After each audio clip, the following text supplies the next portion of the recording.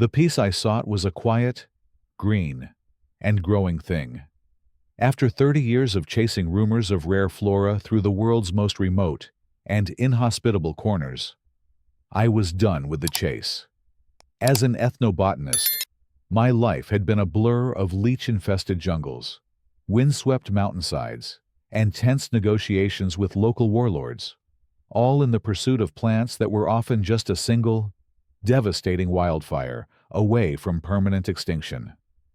I have dangled from ropes over thousand-foot gorges in the Andes to collect a single, tiny orchid. I have subsisted on grubs and river water for weeks in the Congo Basin to find a fern thought to have vanished with the dinosaurs. I had, as my old mentor at Kew Gardens used to say, a particular talent for finding the things that did not want to be found. But the life of a plant hunter is a lonely, perilous one. I was tired of the malaria, tired of the political instability, and most of all, tired of watching the habitats of my precious discoveries disappear before my eyes. I decided to retire from the field, but not from the work. I used my life savings to buy a house in a meticulously planned community called Verdant Valley, a name that seemed auspicious. My goal was to create a sanctuary, an ex situ conservation site where I could propagate and protect the impossibly rare and fragile species I had collected over my career. It was to be a living ark. I spent the first 2 months transforming the backyard. I built a custom, climate-controlled greenhouse. I constructed a series of specialized raised garden beds, each with its own dedicated irrigation, soil heating, and shade cloth systems, designed to mimic the unique microclimates of my plants' native homes. To the untrained eye, it was just a collection of boxes and pipes. To me, it was a life support system for the last living members of entire species. The first sign that my sanctuary was under threat came on a Tuesday afternoon, before the last of the soil amendments had even been mixed. I was carefully transplanting a specimen of Nepenthes attenboroughii, a critically endangered pitcher plant from the Philippines, when a shadow fell across my work. I looked up to see a woman standing on the pristine edge of my lawn, her arms crossed, her face a taut mask of disapproval. She was dressed in an immaculate cream-colored pantsuit, and she held a clipboard as if it were a scepter. "Good afternoon," she said, her voice as crisp and sterile as a new bed of peat moss. "I am Cynthia Montgomery. I am the chair of the Verdant Valley Landscaping Committee." "A pleasure to meet you," I said, rising and wiping the soil from my hands. "I'm Alistair Finch, just getting my garden settled in." "Your garden," she repeated the word, her tone inflecting it with a deep and profound skepticism.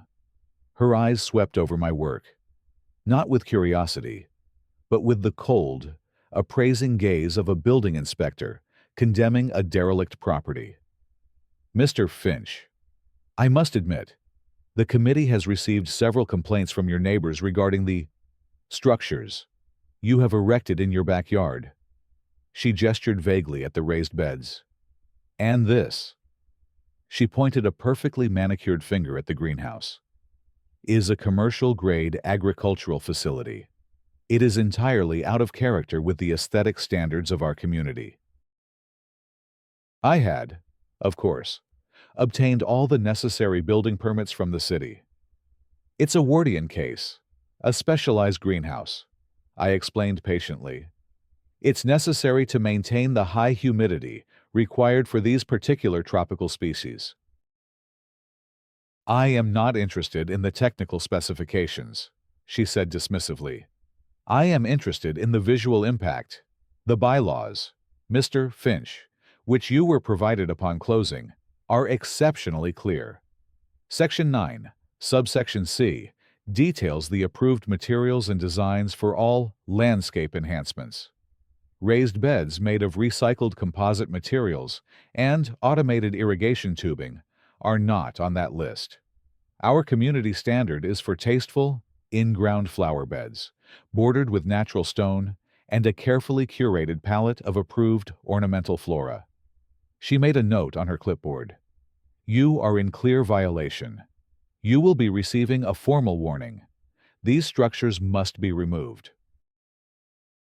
I stared at her, dumbfounded. She wanted me to dismantle a life support system for critically endangered plants because the tubing was unsightly. But these plants can't survive in the local soil, I stammered. They require specific, controlled environments. Then perhaps, she said with a thin, unpitying smile, you have chosen the wrong plants for our community.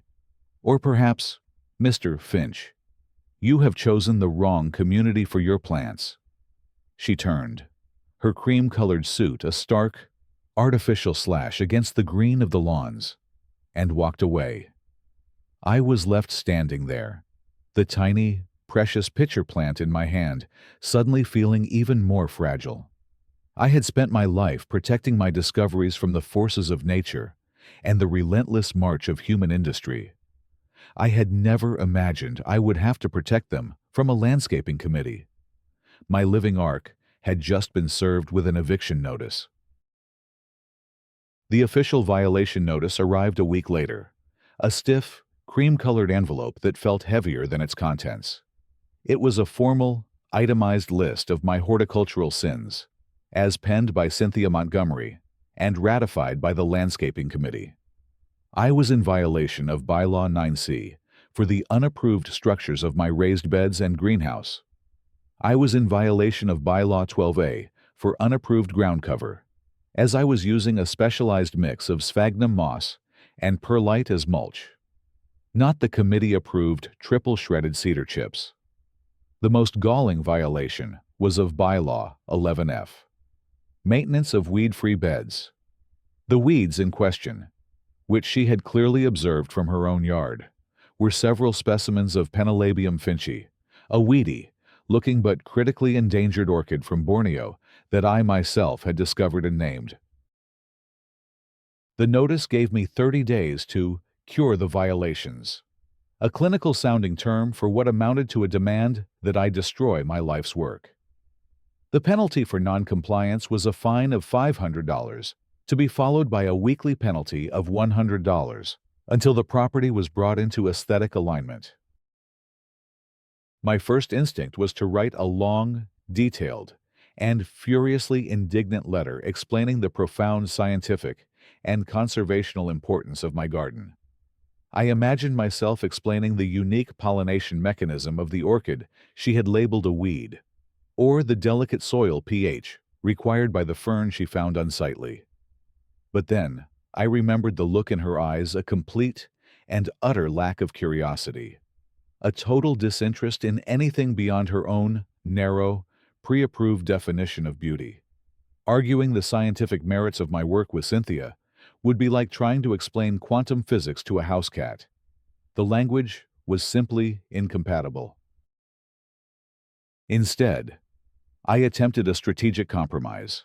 I would not, under any circumstances, remove the plants or their life support systems, but I would try to camouflage them, to wrap my scientific sanctuary in a cloak of suburban acceptability. I spent a small fortune at the local garden center. I purchased dozens of bags of the approved cedar chip mulch and layered it over my specialized soil mixes, a purely cosmetic and horticulturally useless gesture. I bought hundreds of expensive, HOA-approved perennials daylilies, hostas, and lavender, and planted them in a thick border around my raised beds, creating a kind of floral fence, a cheerful, conventional facade to hide the priceless biological treasures within. It felt like putting a frilly pink dress on a nuclear submarine, but I was desperate to find a peaceful resolution. I sent a polite letter to the committee, complete with photos, detailing my good faith efforts to integrate my specialized garden into the community's aesthetic. I hoped that this expensive and time-consuming gesture of appeasement would satisfy her. It did not. The response was a second notice, this one informing me that while my use of approved mulch and ornamental borders was appreciated, the core violations, the greenhouse, the raised beds, and the unidentified, non-ornamental weed-like flora within them remained. The weekly fines would commence as scheduled. The sheer, unyielding absurdity of it all was beginning to take a toll on my work. The focus and tranquility required for the delicate task of hand-pollinating a rare flower with a single horsehair was hard to achieve when I was simultaneously drafting letters about mulch. One evening, I was on a video call with my old colleague from Kew Gardens in London, Dr. Evans. She cited you for cultivating a specimen of Amorphophallus titanum, he asked, his voice a mixture of laughter and horror, after I recounted my latest battle. The corpse flower, one of the most magnificent and sought-after specimens in the botanical world, and she called it a noxious weed. She said its single, large leaf was structurally monotonous and lacked seasonal interest. I replied wearily, the cognitive dissonance is staggering. Evans sighed, Alistair, you're dealing with a zealot. You can't reason with her. She's not interested in the why of your garden, only the how it looks. You need to change the terms of the debate. And how do I do that? I asked. You find a lever, he said. Something she understands. Property values, prestige, public opinion. Right now, you're just the eccentric with the weird weeds. You need to find a way to show them that they're not weeds. They're treasure. After the call, I sat in my study, the pile of violation notices on my desk looking like a stack of faded, dead leaves. Dr. Evans was right. I had been trying to hide my treasures, to make them palatable to an audience that was incapable of appreciating them. Perhaps it was time to stop hiding. Perhaps it was time to prepare for a reveal. My quiet, scholarly life had become a high-stakes game of perception. And if I wanted to win, I needed to control the narrative. My garden wasn't just a collection of plants. It was a story of discovery, of survival, of priceless rarity. And it was time I started thinking about how to tell it. The transition from bureaucratic warfare to physical assault was as insidious and damaging as the spread of a fungal blight. Cynthia, having failed to find me into submission, and clearly enraged by my continued, quiet defiance, appeared to sanction a more direct and destructive approach. It began one morning when I went out to my specialized raised beds to check on a collection of extremely delicate, high-altitude ferns I had rescued from a deforested mountainside in Ecuador. The plants required a very specific, slightly acidic soil pH to survive.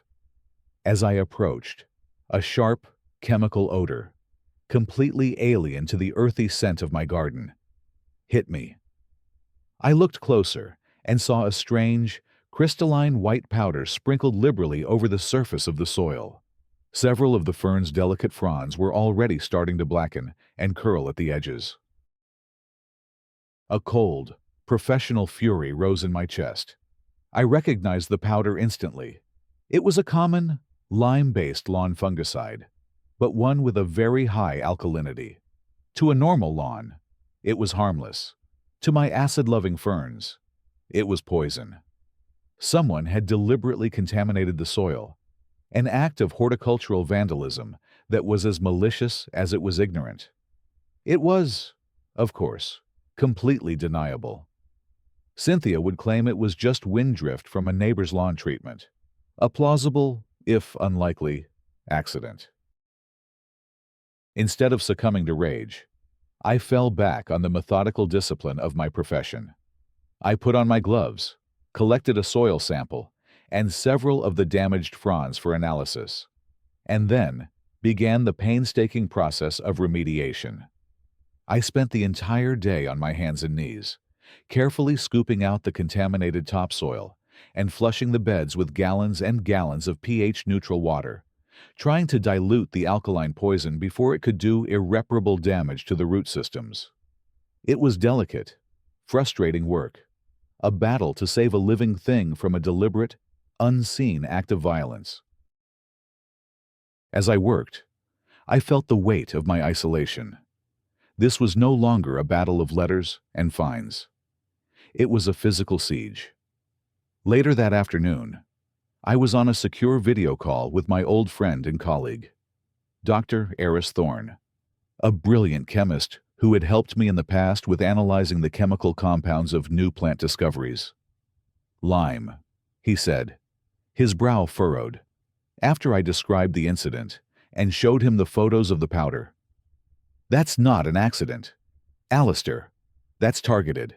That's a phytotoxic attack." The perpetrator knew enough about basic chemistry to know that a strong base would be devastating to acidophiles. "You're not dealing with an amateur." "I'm dealing with an enemy," I said grimly. "One who is escalating her tactics." "Then you need to escalate your defenses," Eris replied. "Document everything. Analyze the samples. Build your case with irrefutable, scientific data. And for God's sake, install some better security." I took his advice. That weekend, I installed a series of discrete, motion-activated security cameras, camouflaged amongst the trees and eaves of my house. They were positioned to provide a complete, overlapping field of view of my entire backyard. I was no longer just a gardener. I was the warden of a priceless, living museum, and I would protect it with the same technological vigilance. The cameras paid off a week later. In the pre-dawn gloom, my phone buzzed with a motion alert. I pulled up the live feed and watched, my blood running cold, as a figure clad in a dark hoodie and sweatpants crept to the edge of my property. It was a local landscaping crew, the one I had seen working on Cynthia's prize-winning rose bushes just last week. The man was holding a large sprayer. As I watched, he directed the nozzle through the fence and deliberately sprayed a fine mist over the section of my garden where I was cultivating a rare, flowering vine I had discovered in the Amazon, the only known source of a compound that was showing incredible promise as an anti-malarial drug. He was quick, efficient, and gone in less than a minute. The attack was clearly a paid-for act of deniable aggression. I saved the high-definition, time-stamped footage. I went outside, took a sample of the glistening residue from a leaf, and began the remediation process. But this time, it was different. I was no longer just reacting. I now had evidence. Hard, undeniable proof of a conspiracy to destroy my property. The slanderous posts on the community forum, the constant fines, the physical attacks, they were all part of a single, coordinated campaign of harassment. Cynthia Montgomery thought she was being clever, using proxies and plausible deniability. She had no idea that she was performing her crimes under the unblinking, high-resolution gaze of a man who had learned from the best how to patiently, methodically, and irrefutably document the destructive patterns of a hostile organism. Having failed to legislate or poison my garden out of existence, Cynthia shifted her assault to the one thing she believed she could control completely: my reputation. The Verdant Valley Online Community Forum, a digital space designed for sharing photos of prize-winning petunias, became her personal propaganda outlet, a place where she could methodically cultivate a narrative of fear and suspicion around me and my work. Her campaign was a masterclass in the art of the passive-aggressive smear. It began with a post, accompanied by a photo she had clearly taken from her upstairs window, a deliberately unflattering shot that made my carefully organized research garden look like a chaotic, overgrown mess. A little food for thought on curb appeal. Her post began, "We all work so hard to maintain the beauty and harmony of our neighborhood. It's what keeps our property values high and makes Verdant Valley such a desirable place to live. But it only takes one neglected, weed-filled yard to bring down the tone of an entire street. Let's all remember our commitment to the community aesthetic. She had weaponized the suburban obsession with property values, a fear more potent than any bylaw. The comment section was a predictable cascade of agreement and thinly veiled accusations aimed at me. "You're so right, Cynthia. Some of the yards on Oak Lane are becoming a real eyesore. I'm worried about pests. A messy yard like that is a breeding ground for rats and insects."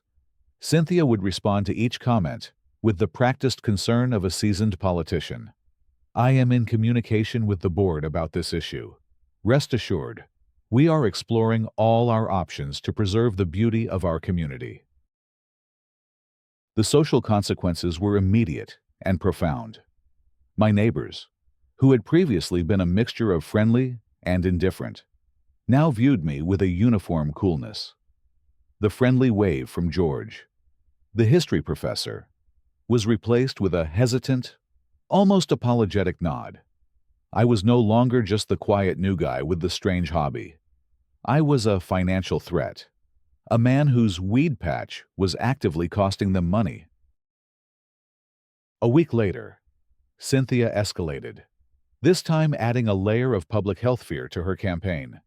She posted a link to an article about the dangers of allergenic pollen from non-native plant species. Protecting our children. Her post was titled, "With allergy season upon us, it's more important than ever to be mindful of the plants in our gardens. Some unusual, non-native species can produce highly allergenic pollen that can be a serious danger to our children and those with respiratory issues. Let's stick to the approved hypoallergenic plant list for the safety of everyone."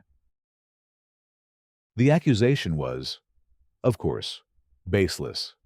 The vast majority of my plants were not wind-pollinated and produced almost no airborne pollen. But the fear she was tapping into was primal. I saw it in the way a mother from across the street would quickly close her windows when I was working in my greenhouse. I was now not only a financial threat, but a physical one. A man whose strange, foreign plants were going to choke their children. The isolation was the hardest part. I had spent most of my life in remote, solitary places. But that was a solitude of choice, a solitude of purpose.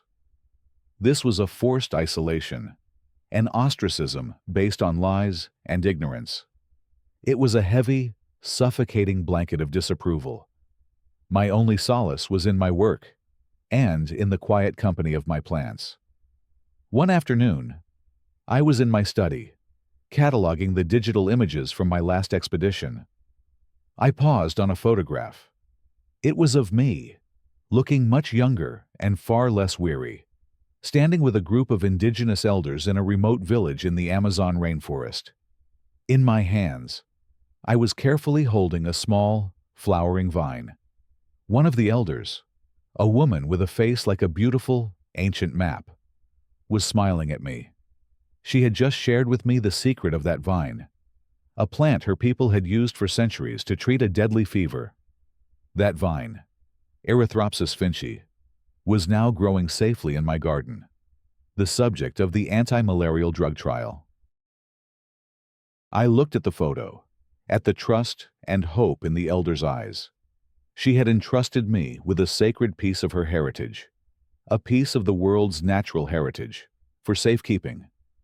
And here, in this sterile, suburban paradise, a woman named Cynthia Montgomery was calling it a weed and trying to have it destroyed.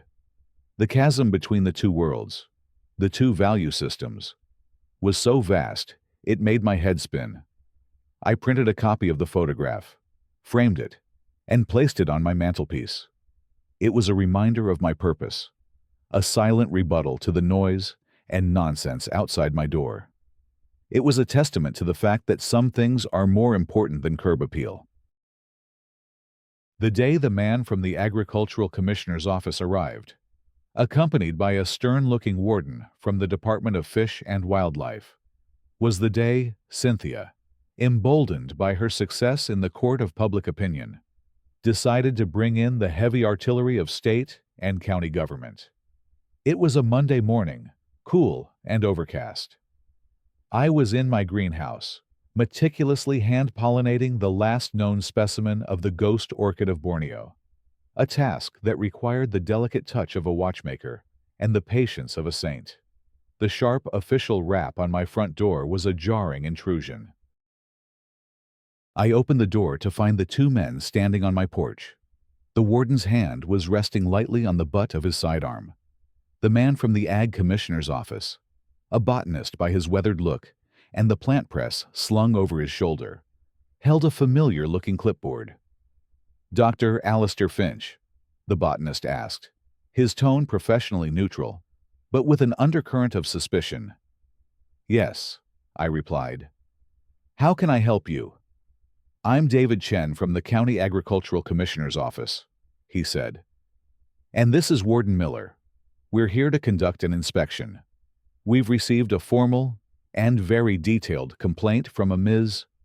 Cynthia Montgomery, alleging that you are cultivating and propagating illegal, noxious, and potentially invasive plant species without the proper state or federal permits." The accusation was a shrewd escalation. It bypassed the city's building codes, where I was on solid ground, and moved into the complex, overlapping jurisdictions of agricultural and environmental law. She was accusing me of being not just a bad neighbor, but an ecological criminal. "A noxious weed inspection," I said, allowing a note of weary surprise into my voice. "Gentlemen, I can assure you, every plant on my property is here legally and poses no threat to the local ecosystem. But please, come in. Let me show you my garden." I led them into the backyard. I saw their faces as they took in the scene. The warden, Miller, looked around with a professional's eye for concealment or illegal structures. The botanist, Chen, however, had a different reaction. His suspicious gaze slowly melted into one of profound, slack-jawed confusion. He was expecting to see fields of star thistle or Johnson grass. Instead, he saw my meticulously organized, climate-controlled raised beds, the custom greenhouse, and the collection of strange, unassuming, and utterly unfamiliar plants. He walked over to the bed that housed my collection of rare cycads, plants that look like primitive palms. He knelt down, his eyes wide. Is this an Encephalartos woody?" he whispered, his voice filled with a botanist's reverence. "I've only ever seen them in photos. They're extinct in the wild. There are no known female plants left on Earth." "That's correct," I said quietly. "This one is a clone, propagated from a basal offset from the original specimen at Kew. I have the CITES permits for it, of course." CITES, the Convention on International Trade in Endangered Species, was the magic word. It was the international treaty that governed the movement of all endangered flora and fauna. Mentioning it was like showing a federal badge. For the next hour, the nature of the visit changed completely. It was no longer an inspection. It was a professional consultation. I walked Chen through the entire collection. I showed him the Penelobium finchi, the orchid Cynthia had called a weed, and explained its unique symbiotic relationship with a specific type of fungus. I showed him the Erythropsis finchi, the Amazonian vine, and explained its medicinal potential.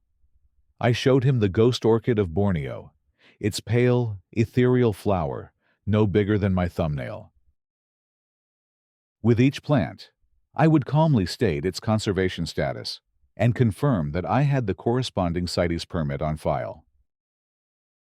Chen was in a state of near rapture.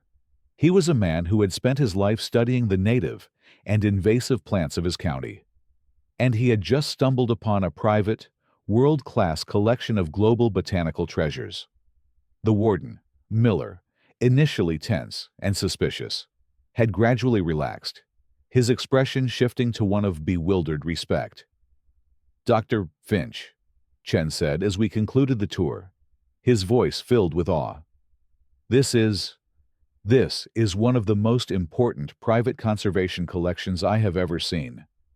The complaint is, to put it mildly, completely without merit. I will be filing a report stating as much.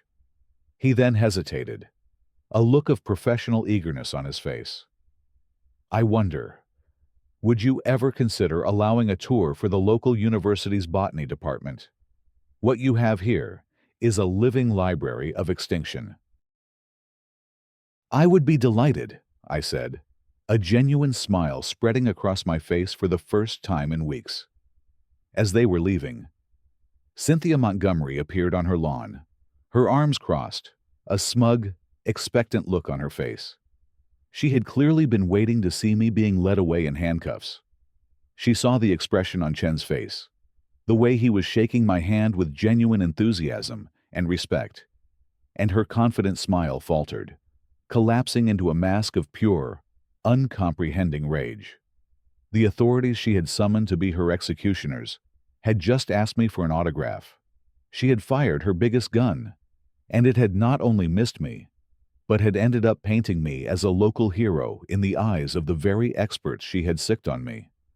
I knew, as I watched her storm back into her house, that her rage and humiliation would now curdle into something even more desperate and even more dangerous. The final escalation was a vicious, personal attack, a move born of pure, vindictive desperation. Cynthia, having failed on every official front, the HOA's bylaws, the city's building codes, the county's agricultural laws, had been publicly and repeatedly humiliated. The authorities she had counted on to validate her crusade had instead validated me. She was cornered, her credibility in the neighborhood shattered among those who had heard about the county botanist's glowing report. And so, like a cornered animal, she went for the throat. She had clearly spent the intervening time not reflecting on her errors, but digging deeper into my life, searching for a weapon that had nothing to do with plants or permits. She found it in the complex and often misunderstood world of nonprofit funding and international customs law. She confronted me one afternoon as I was unloading bags of specialized orchid medium from my car. She didn't bother with pretenses. She strode directly up to me, her face a pale, tight mask of fury, a thin file folder clutched in her hand. "I know what you're really doing, Finch," she hissed, her voice low and trembling. "I know how you afford all of this. This isn't a hobby. It's a business." I stopped what I was doing, my body tensing. "I have no idea what you're talking about." "Cynthia."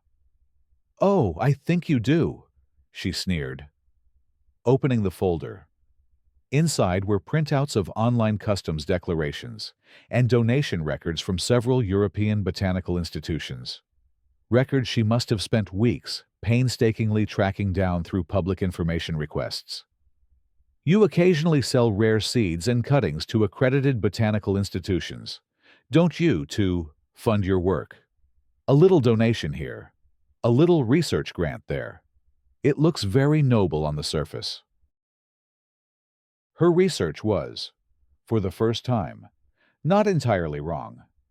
I did, on rare occasions, provide seeds or clones from my propagated specimens to legitimate, accredited institutions like Kew Gardens or the Berlin Botanical Garden. It was a standard practice in the world of ex situ conservation, a way to create redundant populations of critically endangered species. The small honorariums or grants I received were always poured directly back into the massive expense of maintaining my facility. "But what it really is," she continued, her eyes glittering with a prosecutor's zeal, "is an undeclared, unlicensed, international commercial nursery. You are importing and exporting biological materials for profit, without a commercial license, and you are doing it from a residential property. That is a major zoning violation. And I would be willing to bet," she added, her voice dropping to a venomous whisper. That you haven't been declaring that income to the IRS? The threat was a tactical masterpiece of malice. She was accusing me of tax evasion and running an illegal business, accusations that were incredibly difficult and expensive to disprove, even if they were baseless.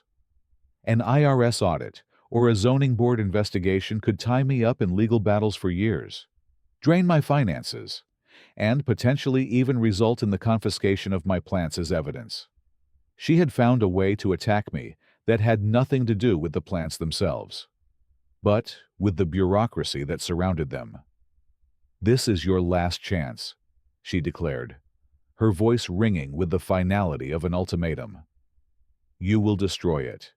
You will bulldoze every last one of your ugly, weed-filled beds.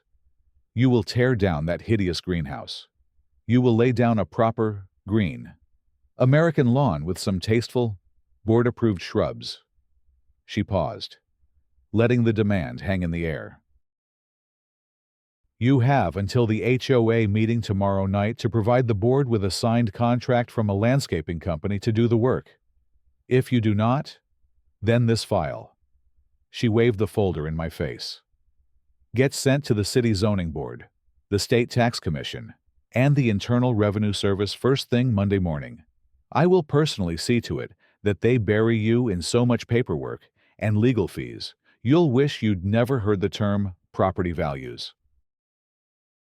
She thought she had me. She had found a threat that seemingly bypassed my scientific expertise and my CITES permits. She had found a bureaucratic weapon that she believed I could not counter.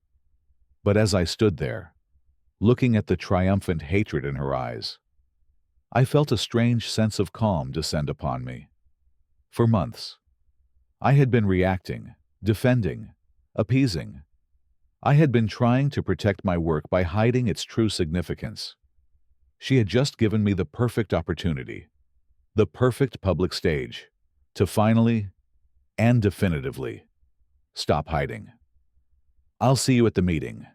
Cynthia, I said, my voice quiet but steady. I turned and walked back into my house, leaving her standing in my driveway, momentarily thrown off by my lack of panic. The battle of the bylaws, the herbicides, and the authorities was over.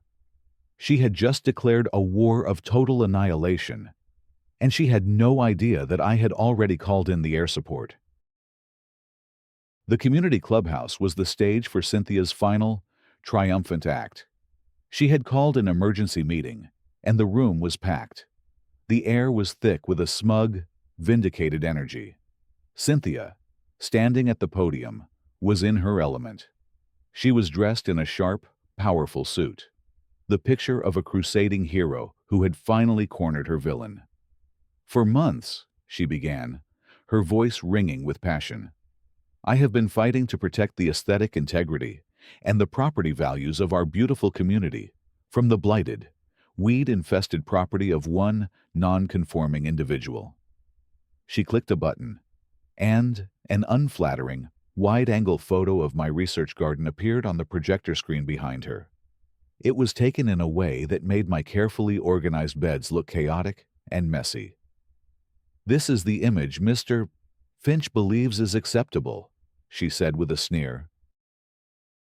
She then introduced a man she described as a certified landscape assessor, a local lawn care business owner in a polo shirt, who proceeded to testify that my collection of unusual weeds and scraggly-looking shrubs had zero curb appeal and was likely a net negative on the property's value. Finally, Cynthia moved in for the kill. But this is no longer just about aesthetics, she announced gravely. We have discovered that Mr. Finch is running an illegal, undeclared commercial nursery from his home, a clear violation of our zoning laws and likely a case of tax evasion. A shocked gasp went through the crowd. This was the new, devastating information she had been promising. Therefore, she declared, her voice rising to a crescendo, I am presenting a motion a motion to declare the property at 314 Elderflower Lane a persistent aesthetic and legal nuisance. This motion authorizes the board to levy a special, one-time fine of $25,000 and to place a lien on Mr.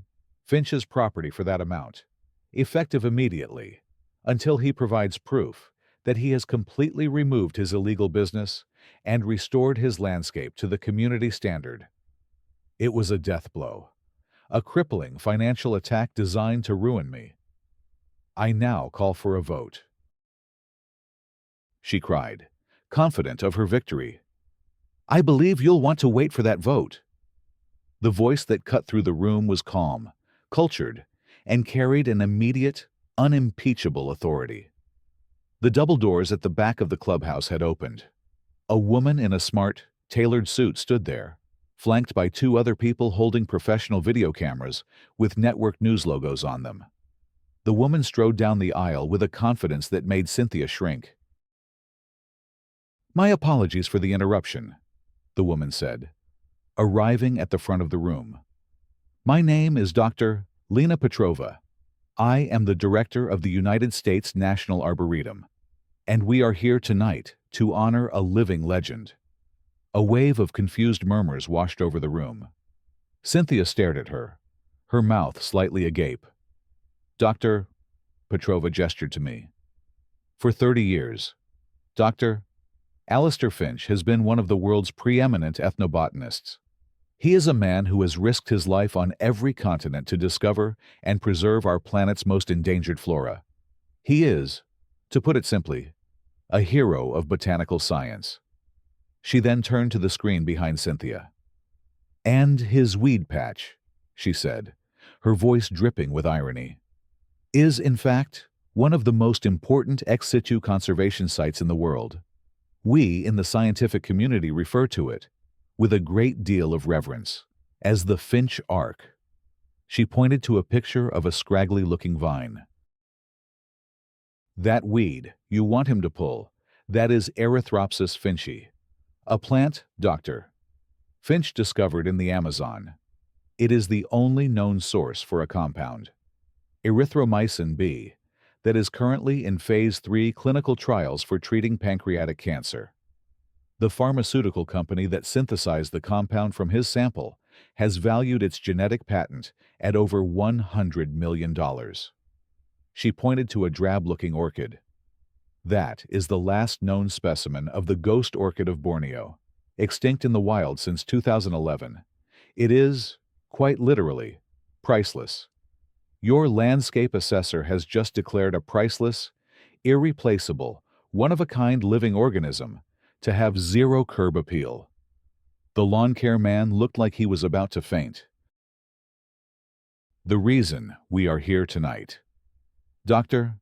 Petrova announced, her voice ringing through the stunned silence, is to present Dr. Finch with the National Medal of Science, the highest honor this country can bestow on a scientist, for his lifetime of work in preserving global biodiversity. She opened a velvet case to reveal a gleaming, heavy medal, and to formally announce a historic partnership. The National Arboretum is co-sponsoring Dr. Finch's work.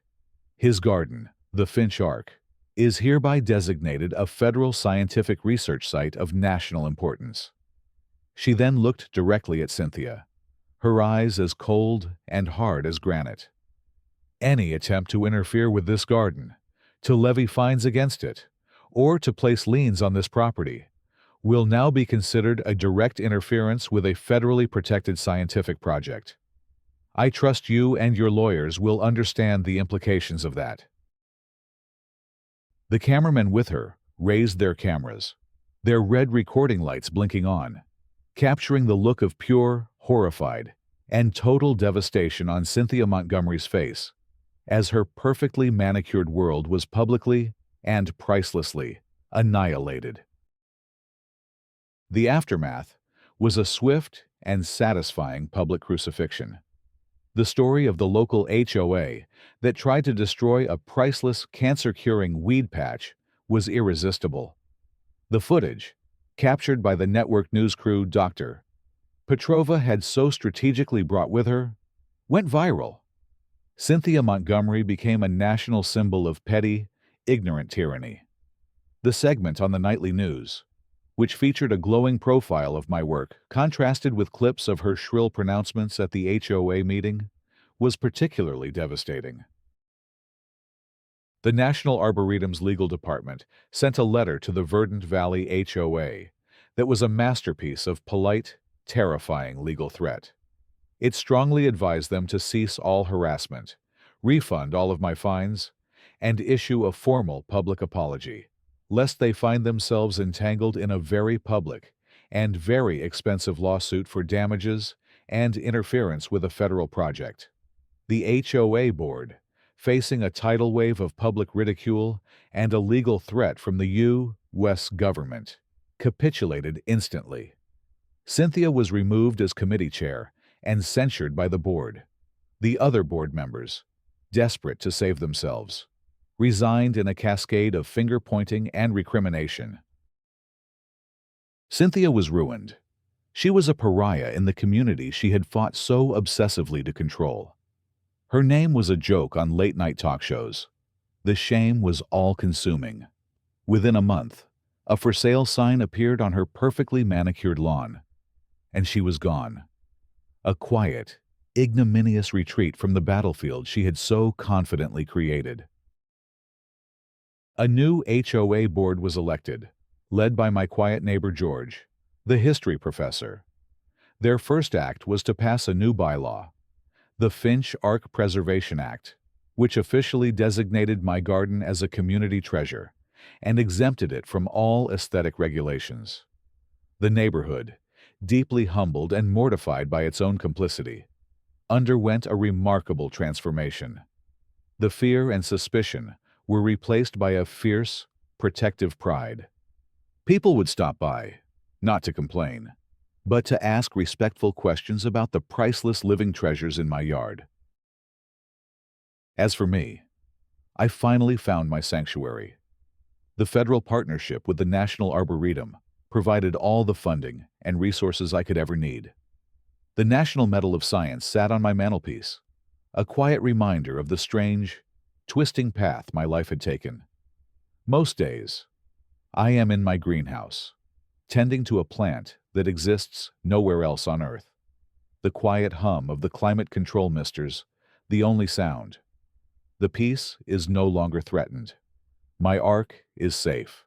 And in the heart of my quiet, suburban garden, I am continuing my life's work, a quiet guardian of a fragile, green, and growing world.